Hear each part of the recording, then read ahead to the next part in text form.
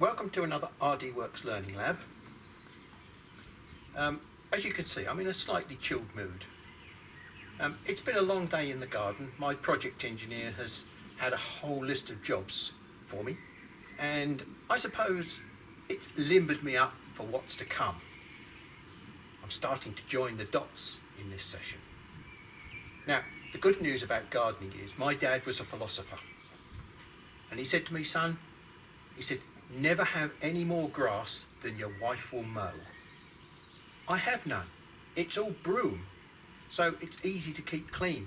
Pot plants, but hey, I put pot plants in so that somebody else could look after them. It turns out that that somebody else is me. Yeah, I'm old. I'm not that wise, obviously. But anyway, on to today's session.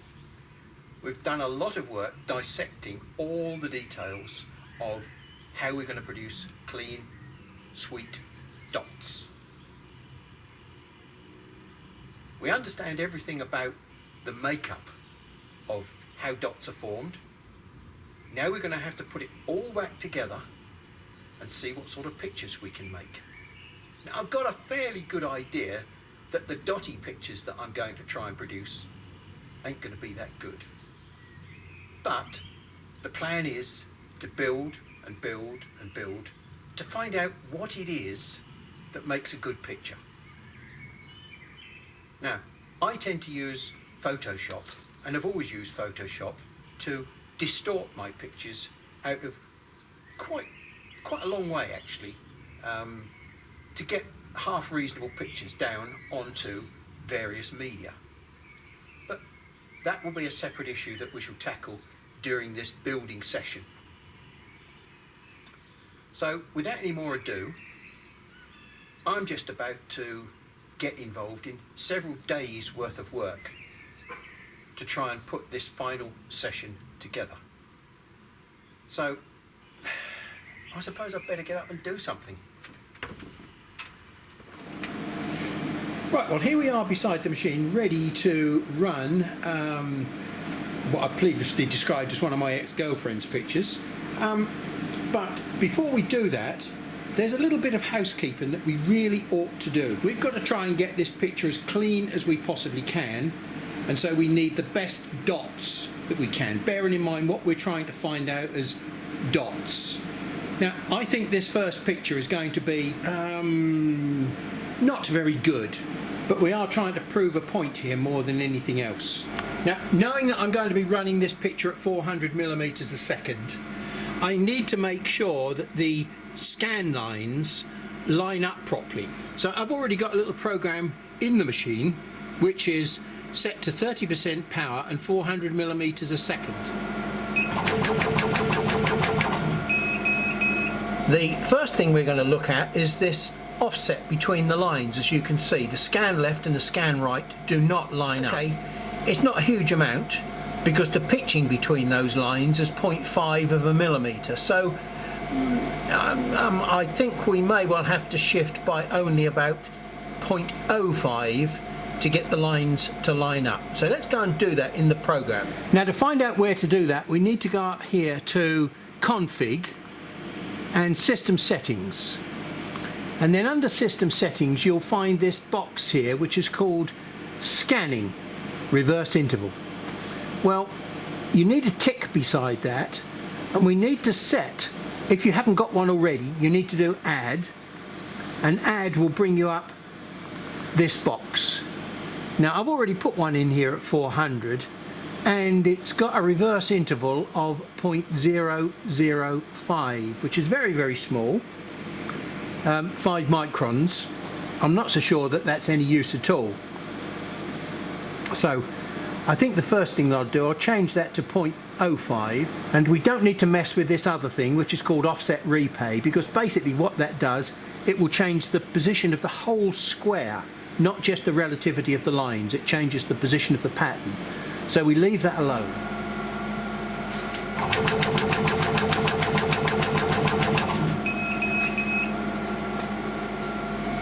So if we take a look at the top line, we can see that the top line is in. and it's in by an amount. If we look at the top line here, it's in by approximately the same amount. So what we're doing is we're messing around with that top line, so we need to remember where it is. I think I probably need to almost go back to 0. Now I have set the offset to 0 now, but it's important to leave that 400 in there so that it knows that 400 has got 0 offset on it.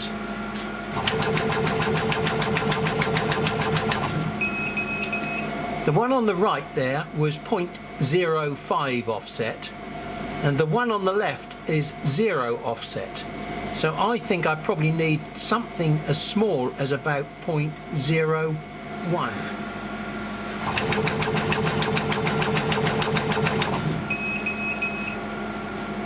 And as you can see, we've gone from being slightly to the right with the top line to being very slightly to the left with the top line. I think the difference in those dots is not going to make any difference to our pattern.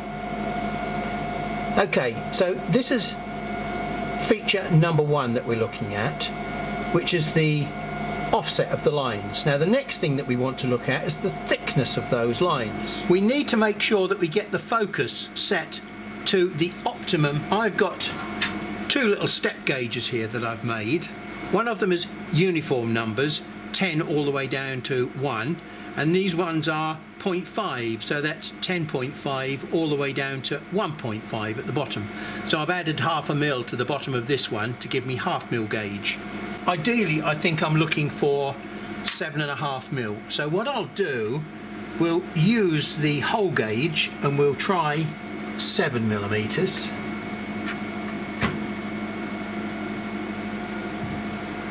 And we'll run that test again.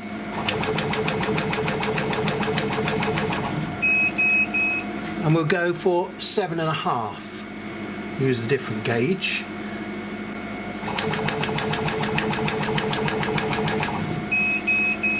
And then we'll set this to 8.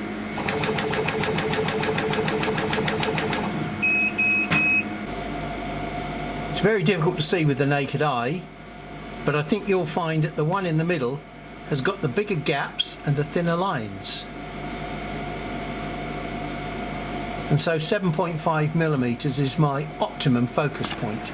Okay, well those lines were not necessarily the thinnest lines that we could choose. They were the best set of lines at 7.5 millimeters.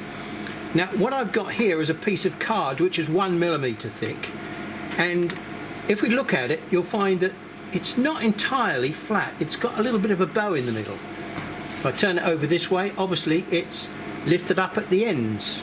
So the quickest way to make sure that this gets flat is to turn it with the edges, with the ends downwards and the middle up, like this. Because now all I need is a couple of small neodymium magnets in the middle here, and that will hold that sheet completely flat. Now I will now, because we've changed the thickness of the material, set this back up to 7.5 millimeters, which is the ideal focus that we're after. There we go, 7.5. Now I have got the air assist turned off, but I know I've also got the air assist turned off in the program. But I don't want any air blowing down on this job, because otherwise any fumes that come up will get blown down and it will paint the whole thing a browny hue. Okay, now despite the fact that I normally use Photoshop, I'm going to be using RDWorks in its entirety. Some of the tools are very clunky in here, but I think it will be better if people don't have to use Photoshop. I've got a 300 ppi picture here. I'm going to use the bitmap handle. You can see up here it says 300 pixels per inch. Well, one of the things that I can do is I can change the resolution of the output here. So we will change that to 150 and we'll let RDWorks do the change for us. So I can apply that to the view. Doesn't look as though it's changed much. Now dithering is the thing that will turn it into black and white dots. So we're going to be using dot graphic, and we'll now apply that to view. Now it makes a big difference. And that's what we need to start with.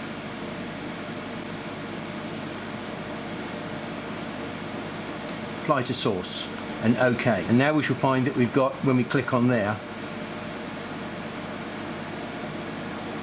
our dotty graphics. We'll now go and set the parameters. That green is just a border, an A4 border, which is not going to print. It's just so that I can locate in the bottom corner. Let's just show you. I've got my 0 set down in this bottom corner here. That's where we're going to start. And we're going to start across the bottom of the picture because I want the scanning to move up the picture so that any fumes get drawn across the paper and any picture that's produced remains a nice clean smoke-free picture behind it. We're going to set the speed to 50 and we're going to set the power down at 11, which is about the absolute lowest that this machine will run at. We're going to take all the ticks away from here. We're going to set the resolution to 150.1693. So we're going to put 150 dots across to match the pixels, because the pixels drive the dots across and we have no choice in that. And in the down direction we can change the line interval, but in this instance what I'm going to do is make the line interval match the pixels. Okay, let's see what we get. Okay, now while this is busy whirring away here, I just want to go and have a little bit of a recap on something that happened a couple of months ago. When I was in Florida, we had a bit of a discussion with Chip Williams, which we put on film, about high voltage power supplies and gas discharge tubes. I think the most relevant thing that he mentioned was the fact that once you get the tube working into its normal glow discharge region, which is probably somewhere beyond 15 or 20% power, then provided you keep the tube switched on, then all of a sudden things happen almost instantly. We don't have the build-up of, if you like, beam propagation that we would normally have if we were switching the beam on and off. And the other thing that was important that he mentioned was that once you get the beam switched on, you can actually run it to a much lower current level before it will switch off. Now they may be two very, very relevant points. And so what I want to try and do now is, while this is running, I want to try and see if we can see what the tube is actually doing. Because at this point, we're running very slowly and we're running very, very low power. Very low power means we're in the pre-ionization region, and very slowly means that we might get a chance to see the tube switching on and off. Whether it will switch on and off between every dot is something we might not be able to see, because I don't think my camera and system is quite that good. But we should be able to get an idea.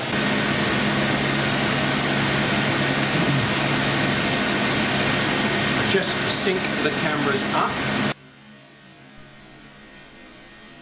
Well, what we're looking for here is to see whether that pink beam actually goes out, disappears. It's appearing to stay on all of the time at the moment, varying intensity, but it's staying on. So we're not having to repropagate the beam every dot. Now we're just coming up to a white piece now, and it made it over that white piece without switching off.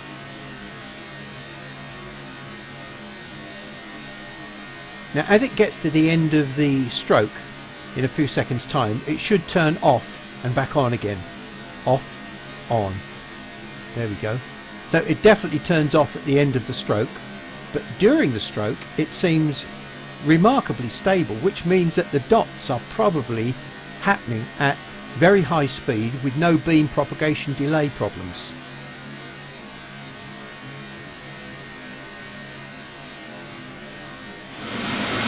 Now, bear in mind that that's a dotty picture at 150 pixels per inch. I have to say that's come out substantially better than I expected. That's almost newspaper quality. Yeah, we can see lots of dots in there, but what we really ought to do now is go and have a look at this under the microscope to see just what sort of quality we've got on these dots. I mean, I can see all sorts of little details in here, despite the fact that they're dotty. I can see thin hairs. Quite remarkable, actually. So, all I can say to RDWorks is, well done. Perhaps I've misjudged it.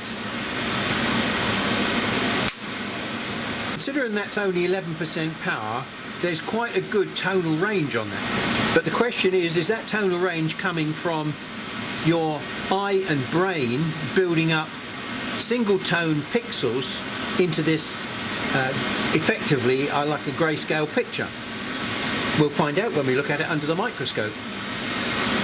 Maybe the next thing to do is to try the picture in its native state, 300 dots per inch.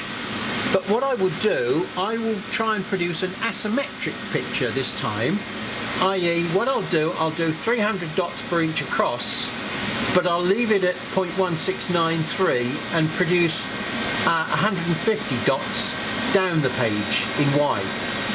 Well, we'll start off by looking at that streak of hair that runs across her forehead. And, well, I think generally when we look at this picture, all we can see are fairly even brown dots, which is actually very good news because we haven't got gradations of brown. They're more or less all the same colour. There are some black ones which are obviously where some of the pixels have been doubled up, but in general the single dots are all about the same colour. Now they're slightly sausage shaped, but not terribly so, maybe 1.5 or 2:1 ratio. We've got just a little bit of gap between those lines, which I suppose is good in a way because it does mean to say that, well, we put the pitch at 0.169 and I suppose the lines, the burns, are about 0.1, just over 0.1 maybe. So it does make sense that we're going to get 1 or 2 gaps between those lines. Well, doubling the resolution has done absolutely nothing for us at all, except take all the colour out of the dots, as you can see. They're still all fairly even, except the few brown ones that are there. Let's just take a look at the hair, the dark stuff.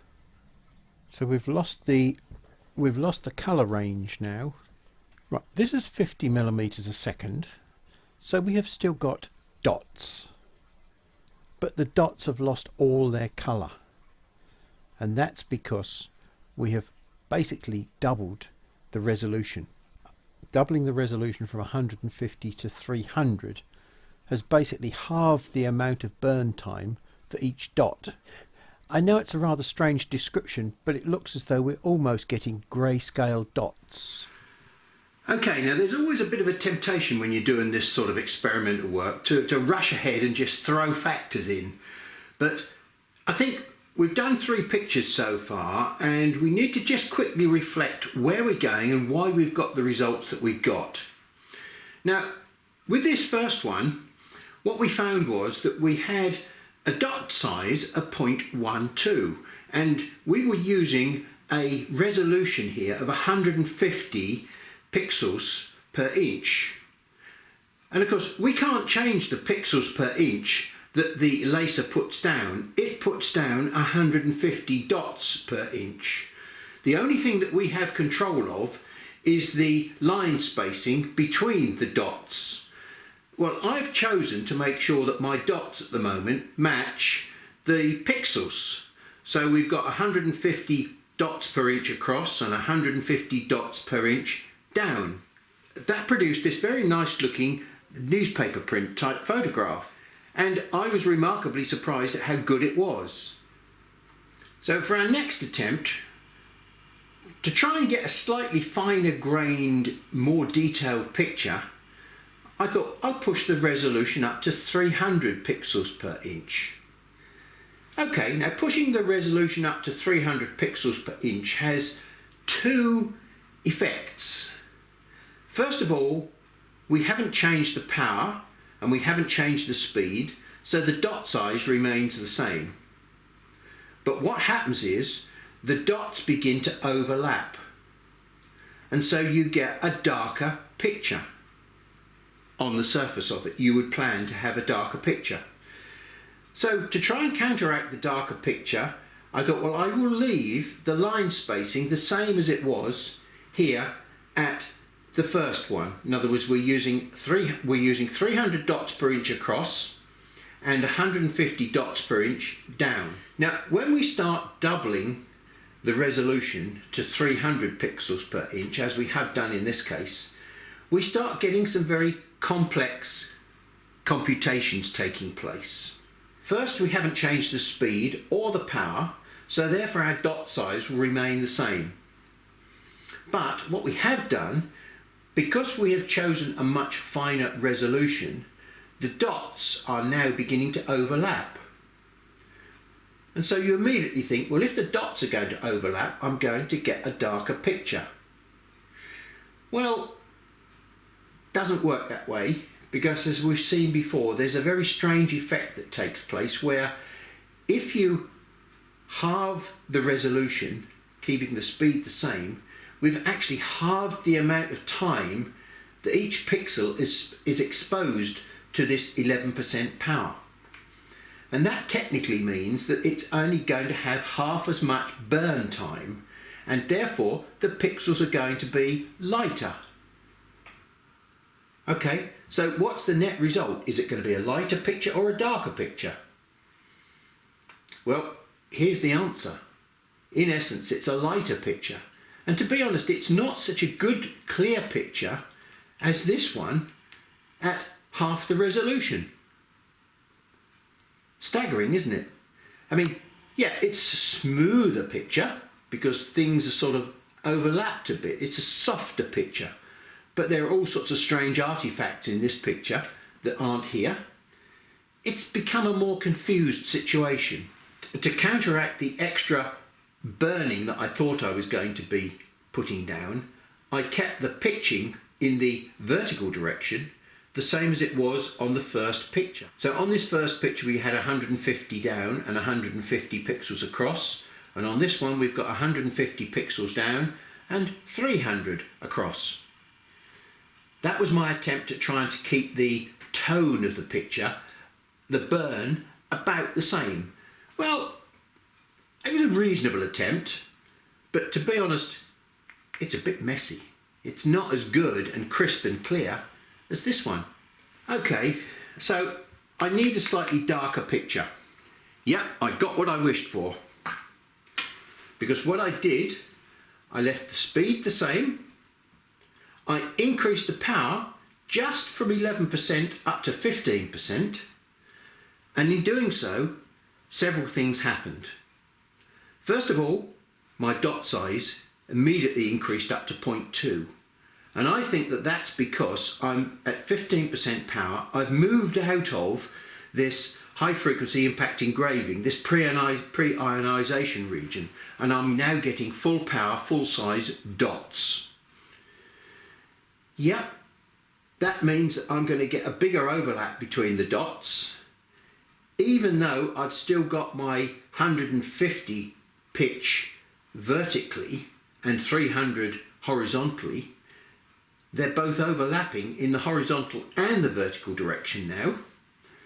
And so consequently, I'm getting sort of like a double strange effect where I've got very, very dark burning. And I aborted this picture halfway through because it was just going to be too ginger. How do we make this picture lighter? Well, that's how we make this picture lighter. We keep the power the same, 15%. But this time we double the speed. Now, doubling the speed means that we are again halving the amount of time that the power stays on for a single pixel. And so consequently the picture gets lighter. Even though I've got this same double overlap situation and I've still got the bigger pixel.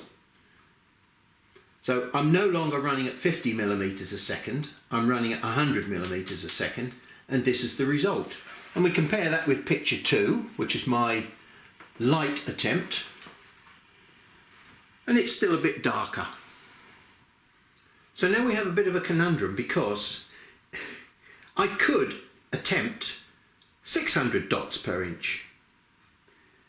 That's a further halving of the time per pixel, which means I'm going to have to force the power up, which probably means I'm going to increase the dot size, which means I'm going to have to increase the speed to counteract the burning. I could be into a bit of a vicious circle here, because now I know too much. I'm trying to plan ahead and see that I'm likely to fail. But we never know. There might be some miraculous situation that occurs that I haven't anticipated. So let's move on to 600 pixels per inch and see what we can achieve. Okay, so I've been into Photoshop and I have upscaled this picture from 300 to 600 pixels per inch. And of course, now that I've imported it back into RDWorks here, all the colour has disappeared and it's just a grayscale picture. But when we zoom in, you'll see that there's probably virtually no pixels that are visible. Well, I'm sure you guys don't want to go through the tedium of watching me set up parameters and bits and pieces for RDWorks. So suffice it to say that I brought in the native picture at 600 pixels per inch, and I converted it to a dithered picture at 600 dots per inch. And I set various parameters up. But you're more interested in the results that I'm going to get. And before we look at the results that I'm going to get, we ought to just take a look at the stupidity of the task that I'm probably just about to undertake. Here, in relative terms, is 150 pixels per inch, 300 pixels per inch, and 600 pixels per inch. Now, these are all correctly scaled. And what I'm going to do, I'm going to just show you this in an enlarged form so that we can talk about it. Now the problem is, once we start getting up into, as I said, the high resolutions, we need all sorts of things to come into play. And the most likely thing that's going to happen is I'm going to have to push the speed up. And in pushing the speed up, I'm no longer going to get circles. I'm going to get smaller dots, but those dots are going to be turned into sausages, as we found out before. And I've done just a little bit of experimental work, just a few lines, and found out that yes, I do get stretched dots. So here's what a stretched dot, which is equivalent to 3 of these, it's about 0.3 long, just over 0.3 long. Here's what those dots look like when you superimpose them onto a 600 pixel per inch grid. Utterly stupid, to be honest, because first of all we've got 1, 2, 3, 4, 5, 6, 7, 8, which means every time I move across a pixel, by the time I get to the 8th pixel, it's going to have been burnt 8 times in the X direction. But then we look at it in the Y direction, 1, 2, 3, this pixel here, once we get down to the 3rd pixel here, that will have been burnt 3 times in the Y direction. So every single pixel is going to be burnt 8 times 3, which is probably 24 times if we've got a block of black. I know we're going to be moving extremely quickly, which means that the burn time for each one of these elements is going to be small. For 2 reasons: 1, speed, and 2, because the resolution is so small. So, although I might not set fire to the card, I've got a pretty fair idea that we're going to have a nasty looking blackish, brownish picture. But I could be wrong. You may be able to see there, yeah, we've burnt pretty well through the card where it's black. What I can say is, it's produced a very nice 3D texture effect on her hair. In fact, now I close my eyes, That's just how I remember her. Anyway, back to the present. Now this has been done at 400 millimeters a second with 40% power. My first guess. Okay, it's not a disaster, but it's not very good. Certainly when you compare it to attempt number 1. I'm actually getting further away from a decent picture. So after the stupidity of this attempt, what I've done, I've kept the speed the same at 400 millimeters a second. I've kept the dots per inch 600 by 600, and we've reduced the power to 25%.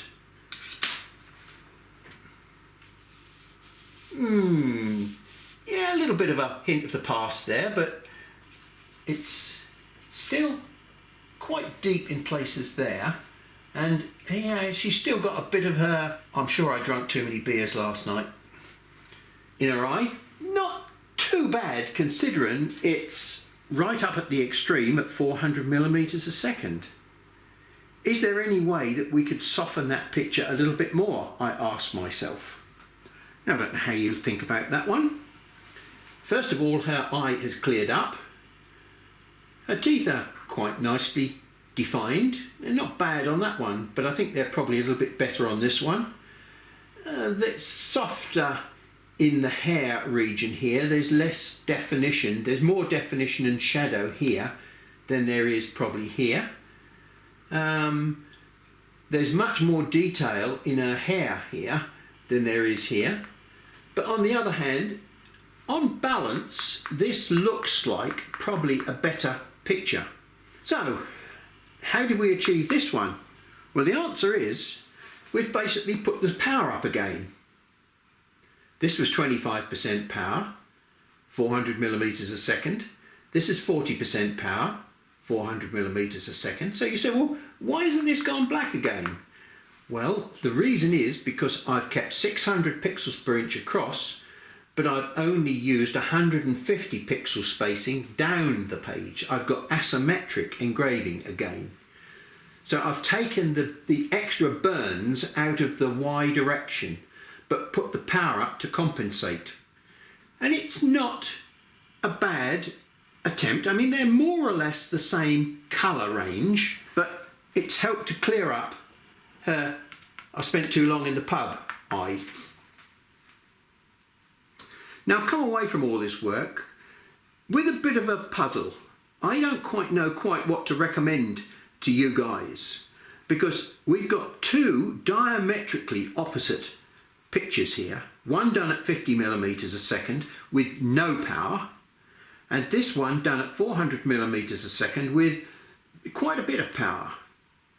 This one's done at 150, fairly low resolution, pixels per inch, and this one's done at 600 pixels per inch, quite high resolution. They're both entirely acceptable pictures. This one is soft focus, this one is quite crisp. If you get up really close to this, you can see the dots, but if you were doing this onto wood or a softer medium, I really don't think it would matter. But could you afford to spend 2.5 hours on each picture when you can get the same similar result, probably on wood, which would not show the fact that this was a soft focus picture, and you can do this in probably about 10 minutes. Now, in a strange sort of way, I keep feeling her hair because it's a very good measure of the success of these images. This one has got virtually no 3D-ness to it at all. This one definitely has zero 3D-ness. But there's virtually nothing on here. There is just a little hint in that very dark area there, but I think that probably shows that both of these are acceptable results. Now, as we keep mentioning, we've got some sort of strange pseudo 3D effect going on here with our pixels because of the power into the pixel produces a slightly different colour of pixel. We do not have that here. This is a straightforward black and white pixelated image, which is what I was aiming for originally. This is something different, and it is not really grayscale engraving, but we've got grayscale effects on individual pixel groups which are producing this effect, because this effect is not the same as that effect. So even though we've got dotting and we've got pixelation here, which is the base for our creation of this picture, it is not a pixelated picture. Well, we've seen the beam firing to produce this picture, and we saw that it was a bit of a pale, wispy, feathery mauve. What we ought to do is go and see how the beam is different now that we're running at 40%. We've got full power. So we'll go and take a quick look at this picture being produced, and we'll see what the beam looks like for this one. You can see the beam switching on, and it remains on continuously across the whole of the stroke.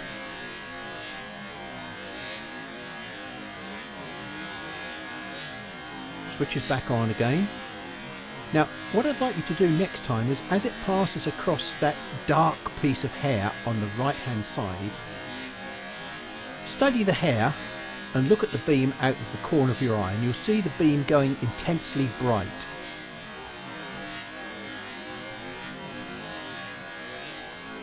So that is where the burn is taking place multiple times. Now I don't think that there's any chance that this beam is switching off in between pixels. I think, as Chip Williams mentioned to me, the beam is on continuously and therefore it is producing instant dots.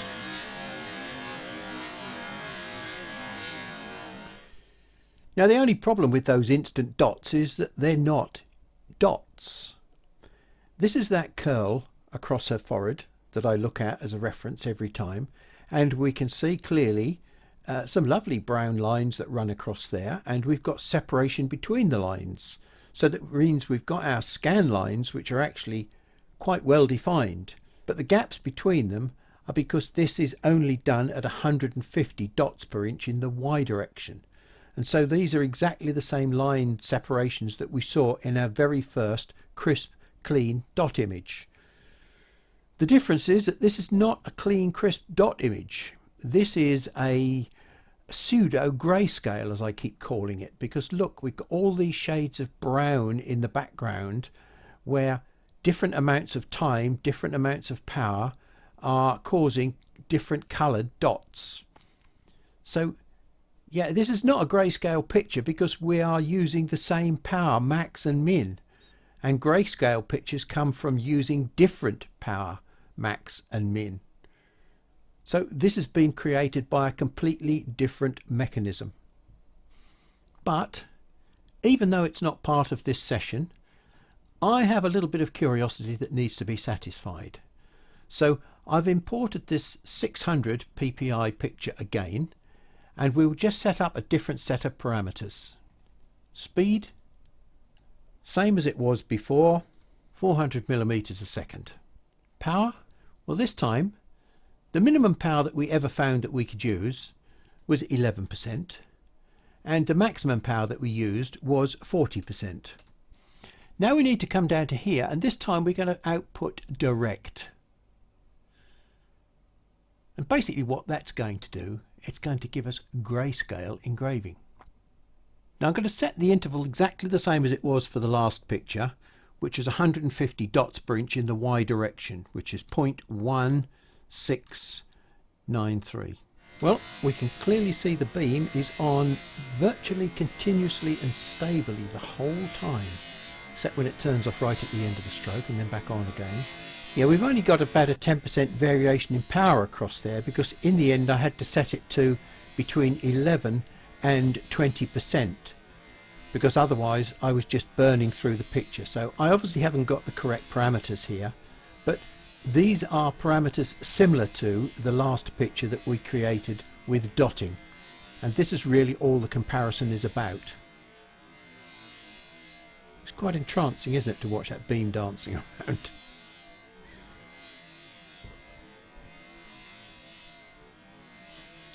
Okay, now the one thing I keep meaning to say when we're looking at this picture, that mauve is not the laser beam. That mauve is just ionized nitrogen. It's the powerhouse that drives the carbon dioxide to go into lacing mode. So just because you see that beam there does not mean to say you're necessarily going to get power out of your laser, because if there's no carbon dioxide left in your tube, you'll get no power out.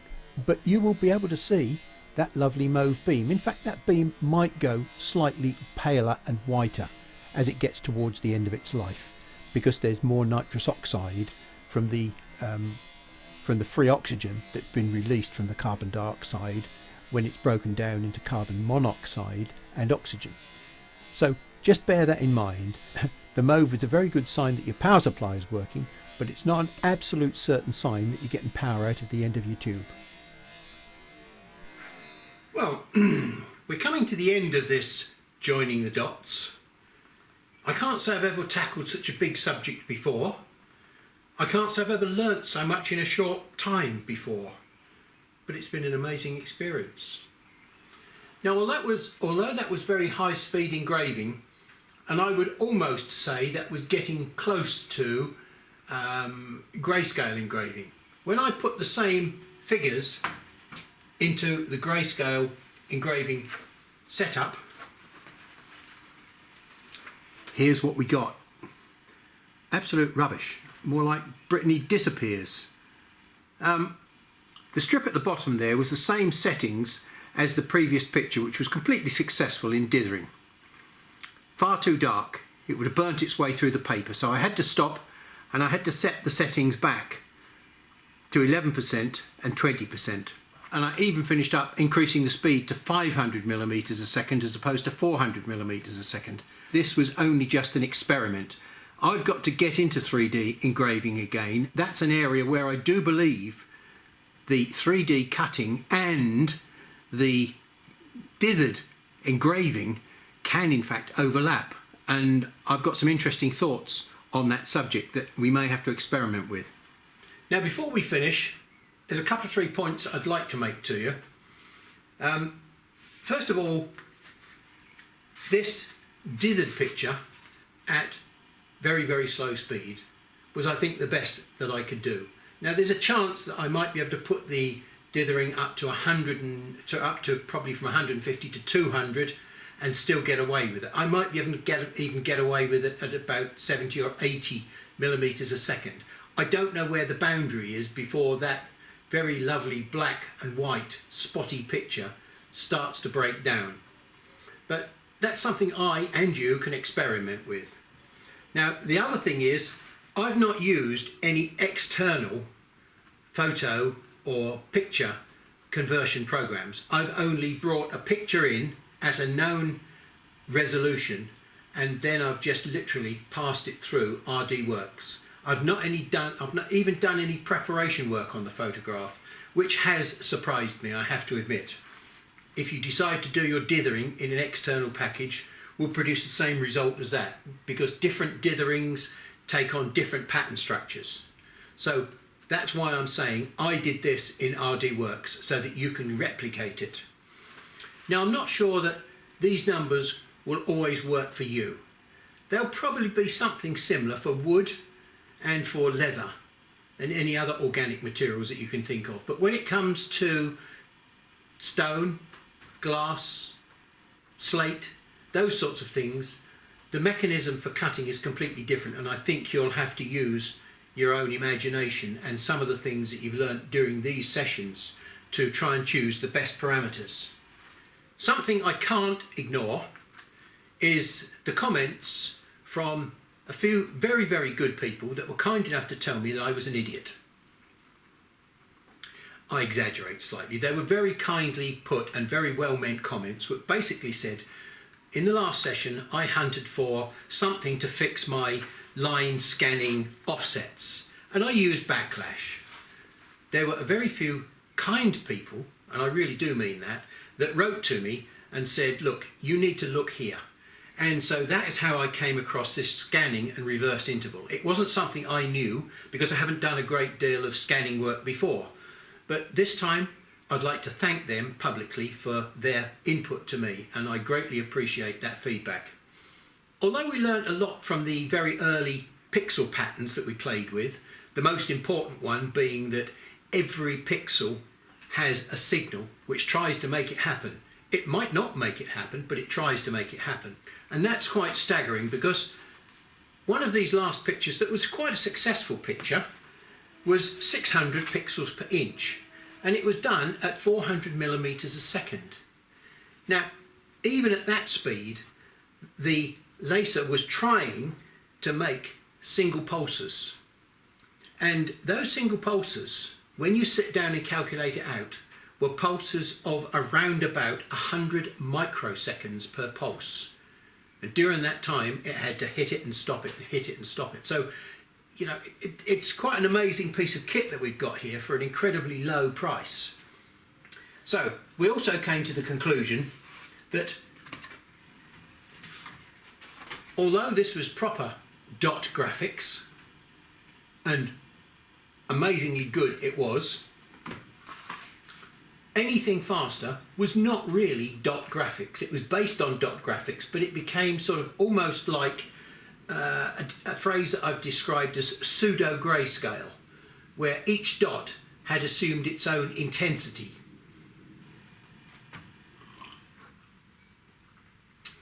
Well, that's about as far as I think we can go with dithering. You're on your own now that you understand how the individual elements work together or not.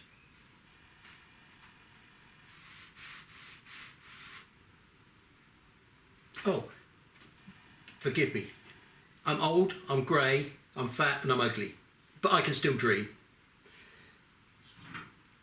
Thanks for watching. Until the next time, be good and goodbye.